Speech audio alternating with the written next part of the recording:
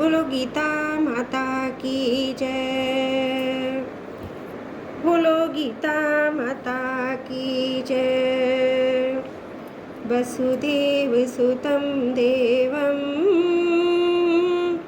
कंस चारुणमर्दनं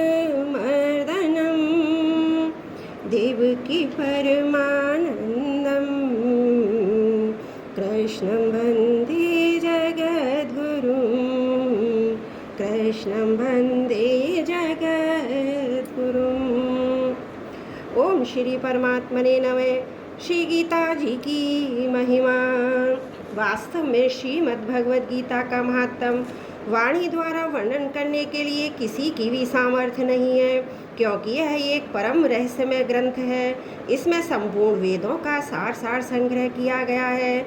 इसकी संस्कृत इतनी सुंदर और सरल है कि थोड़ा अभ्यास करने से मनुष्य उसको सहज ही समझ सकता है, परंतु इसका आशय इतना गंभीर है कि आजीवन निरंतर अभ्यास करते रहने पर भी इसका अंत नहीं आता। प्रतिदिन नए नए भाव उत्पन्न होते रहते हैं। इससे ये सदैव नवीन बना रहता है एवं एकाग्रचित्त होकर श्रद्धा भक्ति सहित विचार करने से इसके पद पद परम रहस्य भरा हुआ प्रत्यक्ष प्रतीत होता है। भगवान के गुण, प्रभाव और मर्म का वर्णन जिस प्रकार इस गीता शास्त्र में किया गया है, वैसा अन्य ग्रंथों में मिलना कठिन है, क्योंकि प्राय ग्रंथों में कुछ न कुछ सांसारिक विषय मिला रहता है। भगवान ने श्रीमद् भगवद गीता रूप एक ऐसा अनुपमेय शास्त्र कहा है जिसमें एक भी शब्द सदुपदेश से खाली ही नहीं है। श्री वेद व्यास जी ने महाभारत में गीता जी का वर्णन करने के लिए उपरांत कहा है, गीता सुगीता कर्तव्या किमन्य शास्त्र विस्तरे या स्वं पदनावस्य मुखपदात् विनिसृता। गीता सुगीता करने योग्य है, अर्थात श्री गीता जी को भली प्रकार पढ़कर अर्थ और भाव सहित अंतकरण में धारण करना मुख्य कर्तव्य है, जो एक स्वयं पदनाम भगवान श्री विष्णु के मुखारबिंद से निकली हुई है। फिर अन्य शास्त्रों के विस्तार से क्या प्रयोजन है। स्वयं श्री भगवान ने भी इसके महात्म का वर्णन किया है। अध्याय 18 श्लोक 69 से 71 तक। वसुदेव सुतं देवं कंस चारुणमर्दनं देवकी परमानन्दं कृष्णं वन्दे जगद्गुरुं। न च तस्मान् मनुष्येषु कश्चिन्मे प्रियकृत्तम भविता न च मे तस्मादन्य प्रियतरो भुवि।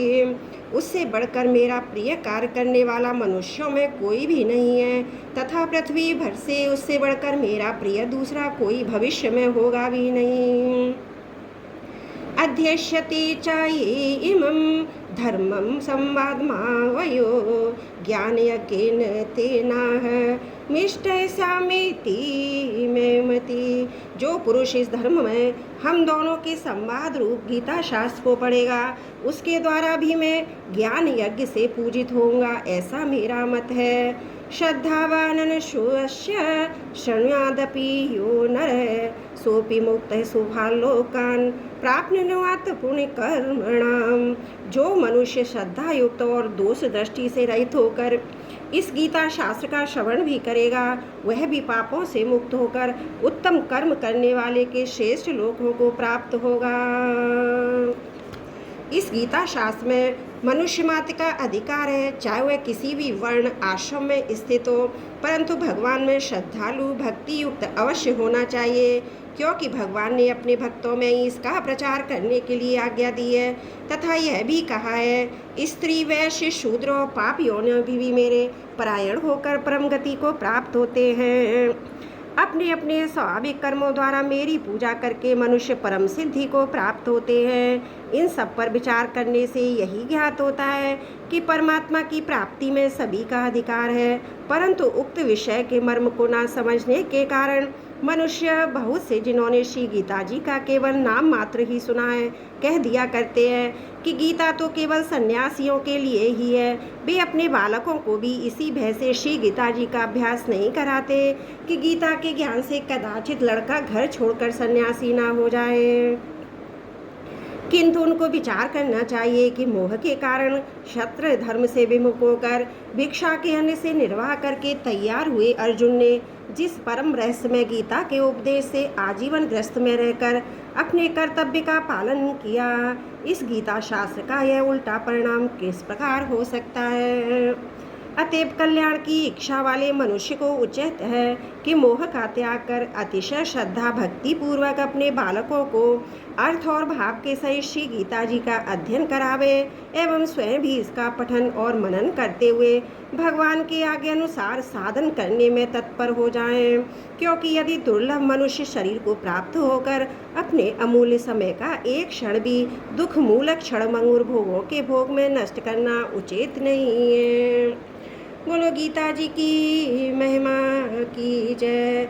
ओम श्री परमात्मने नमः। वसुदेव सुतं देवं कंस चारुण मर्दनं देवकी परमानंदं कृष्णं वंदे जगद्गुरुं कृष्णं वंदे जगद्गुरुं।